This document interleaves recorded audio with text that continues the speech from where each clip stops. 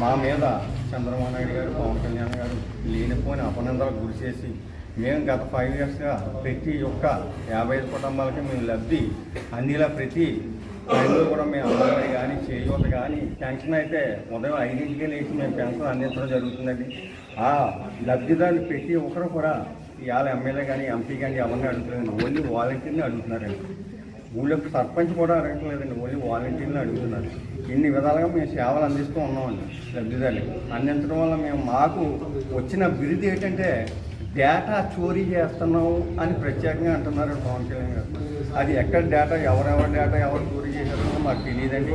మేము డేటా చోరీ చేసినా అంటే తాలిబాన్తో లింకులు పెట్టుకుంటామండి. మాకు అంత బ్రెయిన్ లేదండి. లోకల్గా ఎందుకు వాలంటీర్గా మేము కొనసాగుతామండి, లోకల్గా వాలంటీర్గా మేము కొనసాగం కదండి. మాకు అంత బ్రెయిన్ లేవండి. మాకంతా కూడా మంచి మనస్తత్వం గల మనసుతో మేము పనిచేస్తూ ఉన్నామండి వాలంటీర్లుగా.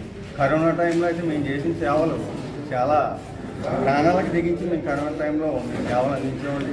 అందువల్ల ఈ అపనందలో మేము చాలా బాధ్యతగా తీసుకుని మేము అందరం కూడా మూకమ్మడికి 20 మంది వాలంటీర్లు మేము రిజైన్ చేయడానికి ఈరోజు సిద్ధపడ్డాం. కాబట్టి మేము అందరూ కలిపి మూకమ్మడిగా రాజీనామా చేస్తున్నాం.